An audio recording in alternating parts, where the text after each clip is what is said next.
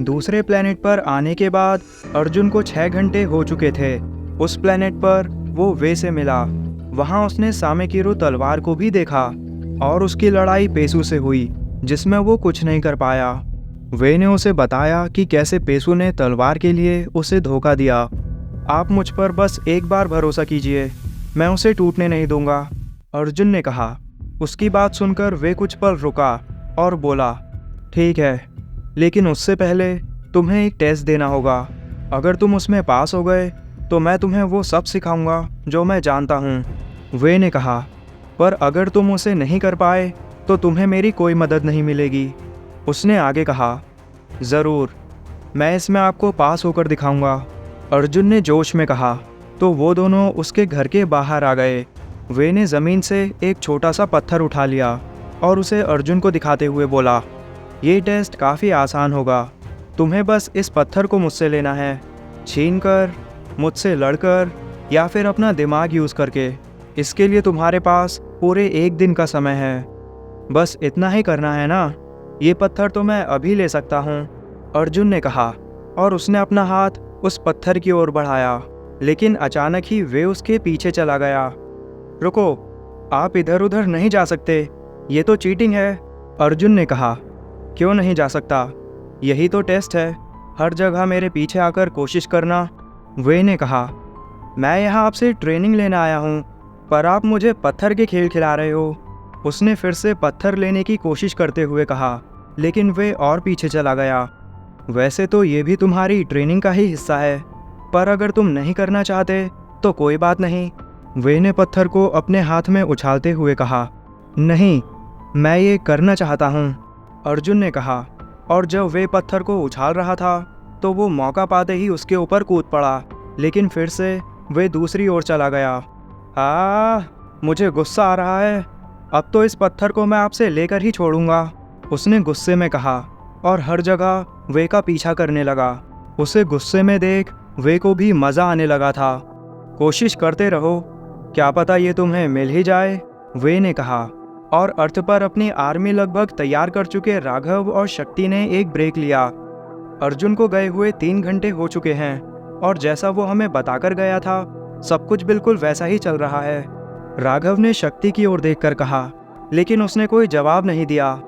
क्या हुआ शक्ति, कोई गड़बड़ है क्या, उसने उसका ध्यान अपनी ओर लाते हुए पूछा।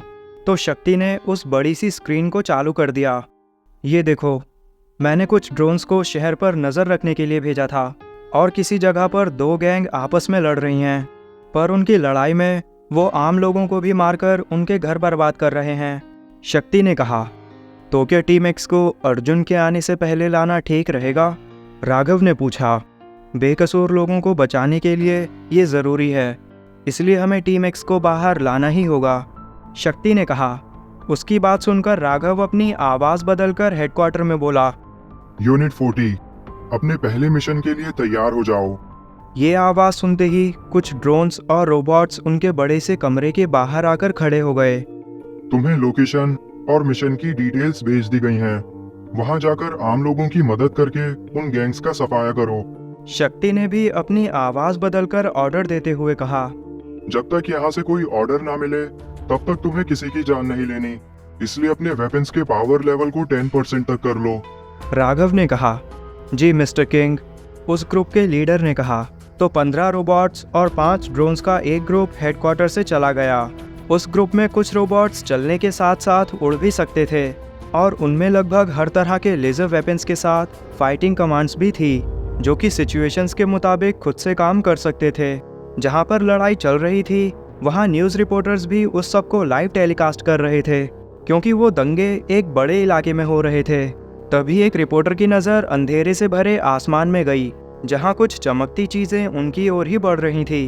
वो ज़मीन पर अपने ग्रुप में आ गए तो कैमरामैन ने उन्हें दिखाना शुरू किया। ये कौन लोग आ रहे हैं, क्या ये भी इनके साथ ही हैं? इनमें कुछ लोग तो यहाँ उड़कर आए हैं, रिपोर्टर ने न्यूज़ बताते हुए कहा। उन रोबोट्स ने अपने एक एक हाथ से रॉड बना ली जिसमें बिजली चमक रही थी। उन्हें ऐसा करते देख वहाँ खड़े लोग और रिपोर्टर्स हैरान हो गए, और जब वो अंधेरे से थोड़ी रोशनी में आए तब सबको पता चला कि वो इंसान नहीं बल्कि रोबोट्स थे। आपको भी ये देखकर हैरानी हो रही होगी, जो लोग अभी यहाँ आए हैं वो सब रोबोट्स हैं। लेकिन सवाल ये है कि इन्हें भेजा किसने है। सभी रिपोर्टर्स ने अपनी न्यूज़ बताते हुए कहा, जो 5 ड्रोन्स उस ग्रुप में आए थे वो पहले ही लोगों की मदद करने के लिए चले गए, और बाकी के रोबोट्स जिसे भी अपनी रॉड से मार रहे थे वो बिजली के झटके खाकर नीचे गिर रहे थे। उन लोगों ने रोबोट्स को अपनी गन से मारने की कोशिश की, लेकिन उनकी गोलियों से उन्हें कोई फ़र्क नहीं पड़ा। उन्हें गन्स इस्तेमाल करते देख रोबोट्स ने अपने हाथों को ठीक करके उन्हें मारना शुरू किया। देखते ही देखते उन दोनों गैंग्स के सभी लोग ढेर हो गए। उनसे निपटने के बाद रोबोट्स भी घायल लोगों की मदद करने लगे। पहले तो वो लोग उनसे डर रहे थे, फिर कुछ घरों में लगी आग बुझाकर और टूटे मकानों से सबको बाहर निकालते देख वहाँ के लोग उन रोबोट से खुश हो गए। राघव और शक्ति भी हेडक्वार्टर में सब कुछ देख रहे थे। पुलिस का बड़ा अधिकारी घनश्याम, जो कि वहीं था, वो उन गैंग्स के लोगों के पास आया और बोला, तुम सब ठीक हो ना? लगता है इन रोबोट्स ने बहुत बुरी तरह से मारा है। ये जिसके भी रोबोट्स हैं उसे छोड़ना मत घनश्याम, वरना हम तुझे नहीं छोड़ेंगे। नीचे पड़े एक आदमी ने दर्द में कहा, तुम चिंता मत करो, उसके बारे में तो मैं पता लगा ही लूँगा, लेकिन अभी के लिए तुम सबको जेल जाना होगा। मीडिया की नज़रें हम पर ही हैं। उसने धीमी आवाज़ में उन लोगों से कहा, इन सबको अरेस्ट करके जेल ले चलो और उन रोबोट्स को भी पकड़ो। ये जिसके भी हैं वो खुलेआम ऐसे वेपन्स को यूज़ नहीं कर सकता। उसने अपने साथ आए दूसरे ऑफिसर से कहा। तो उन लोगों को अरेस्ट करने के बाद वो रोबोट्स को लेने आए, पर वो उन्हें हिला तक नहीं पा रहे थे। सभी रोबोट्स और ड्रोन्स एक साथ खड़े थे, क्योंकि उन्होंने यहाँ के लोगों की मदद की थी। तो वो सब पुलिस के सामने आकर उन रोबोट्स को ले जाने से रोक रहे थे। ये तुम लोग क्या कर रहे हो? हटो सामने से, हमें हमारा काम करने दो। घनश्याम ने उनके पास आते हुए कहा, हम तुम्हें इन्हें नहीं ले जाने देंगे। वहाँ के लोगों ने कहा, सुनो तुम सब, तुम किसके लिए काम करते हो? बताओ कौन है तुम्हारे पीछे? घनश्याम ने रोबोट से पूछा। हमें किसी को कुछ भी बताने की परमिशन नहीं है और तुम हमें अपने साथ नहीं ले जा सकते, रोबोट्स के ग्रुप लीडर ने कहा। तभी उनके पास एक और ड्रोन आया। ये वाला पहले वालों से अलग दिख रहा था, जिसे राघव और शक्ति ने लोगों के साथ सीधा कम्युनिकेशन करने के लिए बनाया था। वो घनश्याम के सामने आया। न्यूज़ रिपोर्टर्स भी उसके पीछे ही खड़े थे। उस ड्रोन में एक स्क्रीन लगी हुई थी, जिसके चलते ही उसमें एक धुंधला आदमी दिखना शुरू हुआ। उसके चेहरे को पहचानना बिल्कुल नामुमकिन था। घनश्याम, तुम इन रोबोट्स को अपने साथ नहीं ले जा सकते। ये सब मेरे ही ऑर्डर्स मानते हैं। अगर तुमने उन दोनों गैंग्स के लोगों को जाने दिया तो मेरी लिस्ट में दूसरा नंबर तुम्हारा ही होगा। और हाँ, मेरे रोबोट्स छोटी मोटी मारपीट के अलावा वो सब कुछ कर सकते हैं जिनके बारे में तुमने सोचा भी नहीं होगा। राघव उस ड्रोन से अपनी आवाज़ बदलकर बोला, जिसे न्यूज़ पर लाइव सुनाया जा रहा था। कौन है तू और तेरा मकसद क्या है? घनश्याम ने पूछा। तो सभी रोबोट्स ने आगे आकर उसे घेर लिया। तुम मिस्टर किंग के साथ ऐसे बात नहीं कर सकते, रोबोट्स के ग्रुप लीडर ने कहा। इसके साथ क्या किया जाए मिस्टर किंग? उसने आगे ड्रोन की ओर देखकर पूछा। अभी के लिए जाने दो उसे। शक्ति के इतना कहने पर ड्रोन सभी रिपोर्टर्स के सामने आया और वो आगे बोला, मैं हूँ मिस्टर किंग और मेरी ऑर्गेनाइजेशन टीम एक्स का मकसद दुनिया में शांति लाना है। अभी तो बस कुछ ही रोबोट्स भेजे हैं।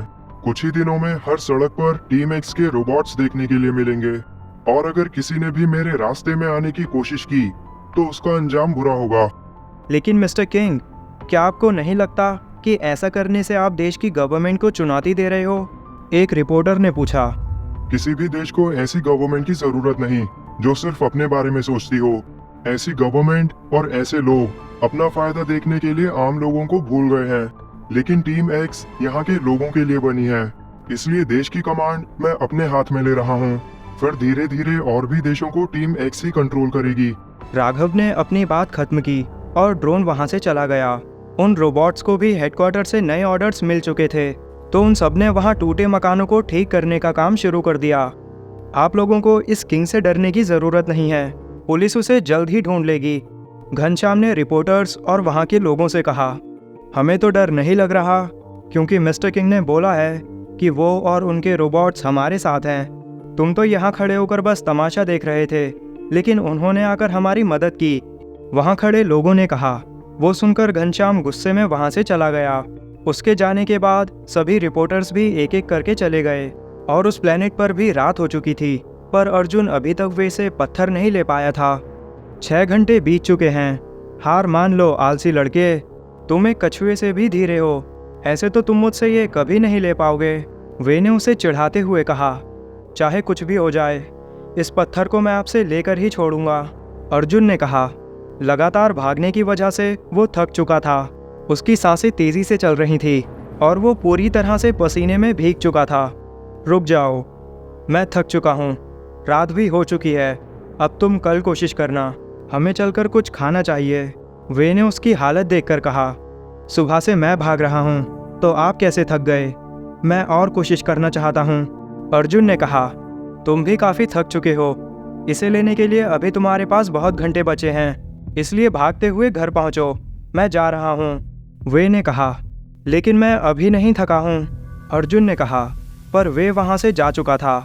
मैं नहीं थका हूँ और मैं कछुए से ज़्यादा तेज़ हूँ, उसने तेज़ आवाज़ में कहा और घर की ओर जाने लगा। मुझे उनसे ट्रेनिंग लेने के लिए किसी भी तरह से उस पत्थर को लेना होगा और उसके लिए मैं हार नहीं मानूंगा, उसने चलते हुए खुद से कहा।